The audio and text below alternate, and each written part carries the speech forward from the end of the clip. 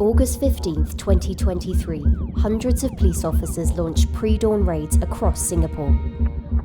They are being accused of laundering gains from organized crime. This was a big news story just by the sheer amount of assets involved. It's now become the biggest money laundering case in Singapore's history. It equals to about $2 billion US.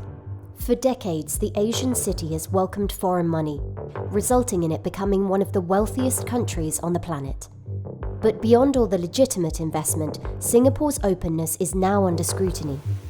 In the latest case, for attracting billions of dollars of allegedly dirty money, some of it even funneled through the world's biggest banks. This is drawing the attention onto the kind of loopholes that potentially have allowed this massive amount of wealth to have been accumulated. The origin of the accused has also shone a light on global money flows and whether Singapore has done enough to police them. The suspects are all from China or have links to China.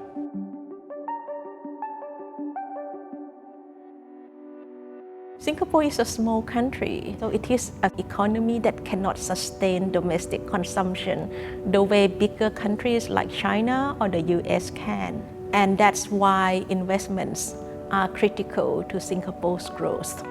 There's great ease in living and staying here, especially for expats. Singapore has long capitalized on its reputation to attract the global rich. Crime is low, politics stable, and banks welcoming. Wealth flows into Singapore totaled $1.5 trillion in 2022. In terms of assets parked in Singapore, it is the third largest, only after Switzerland and Hong Kong. But this flood of money has also come with downsides as the country has become more affluent. Skyrocketing prices and growing wealth inequality have become contentious issues in the city-state. If we look at polls right now, some of the top issues that people mention is the problem of housing affordability. Singapore is the most expensive city in the world to own a car.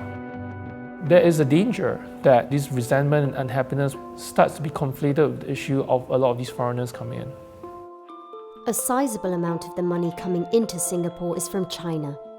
Since 2019, investment has risen 79% to 19 billion Singaporean dollars. This exodus of wealth is partly down to President Xi Jinping launching a drive for what he calls common prosperity, a policy to redistribute wealth. In the past decade, the Chinese government has tightened many regulations, and also we have seen many crampdowns on various businesses. Also, the strenuous restrictions during the pandemic also prompted many Chinese to leave home in search of a safer place. Why Singapore? Chinese Mandarin is one of the 4 official languages. The majority of the ethnic groups in Singapore are Chinese people. Signs of Chinese wealth are all over Singapore, from high-end clubs to car dealerships and even golf clubs. Singapore has always been of great attraction to the ultra-rich. It is not just Chinese that have flocked to Singapore in recent years. You have people like Ray Dalio, James Dyson, who have essentially set up family offices here to come manage their wealth. It's instruments like these that have been exploited and seen alleged criminals find ways to deposit their money in Singapore. Family offices are private, loosely regulated companies set up by the ultra-rich to manage their investments. In the same time period that China started its strict pandemic lockdowns, the number of single-family offices in Singapore tripled. It is a business that Singapore government has promoted over the years and set up ecosystem like lawyers, banks to support family offices. Of course, when you have a lot of money flowing in, no matter how strict the regulation is, some bad apples do flow in. What we know about the 10 alleged criminals? Some of them have been on China wanted list since 2015 or 16 for online gambling operations, which is illegal in China. All of them came to Singapore in the past few years to basically set up businesses here. Some suspects said that they have been advised to set up a family office as a means to stay in Singapore. Many suspects also set up companies, What one can do is to hire a local citizen or a permanent resident to be a director and a secretary to the company. For a few of these accused, they had a corporate secretary who essentially had a few hundred businesses under their names. During the process of our investigations, we found a company that can help you to set up a business in Singapore within 24 hours. Officials are examining whether loopholes or weaknesses in the system allowed the suspects to move their money to Singapore. When they arrived, they didn't exactly live modest or quiet lives. All of these suspects lived in highly coveted real estate in Singapore. We are talking about places that are the equivalent of Mayfair in London or Central Park in New York. All the charges brought against the suspects related to money laundering and forgery. So far, none of them have been convicted of a crime, and some have said they'll fight the charges in court.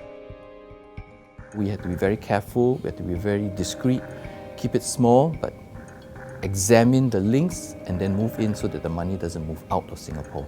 We do have evidence that shows clearly when they brought the money in, there were forged documents being used to justify the provenance of the funds. After the arrest, the government said they are setting up an interministerial committee to look whether there are gaps in any part of the government that allowed illicit money to come to Singapore. That's something that is faced not just by Singapore, but by all major financial centres. $2.8 billion were seized across the whole ecosystem, right? And of which I think about 1.5 billion was also found in the financial services sector. So we have to ask ourselves, what can we do better? Questions are also being asked about who might have enabled the movement of allegedly tainted money. The suspects had held funds in more than 10 financial institutions in Singapore, including major Western banks Credit Suisse and Citigroup. As far as my system is concerned, the system is clean, the system did what it was supposed to do. If my system had been corrupted, then you'd be in trouble. Then I'm in trouble.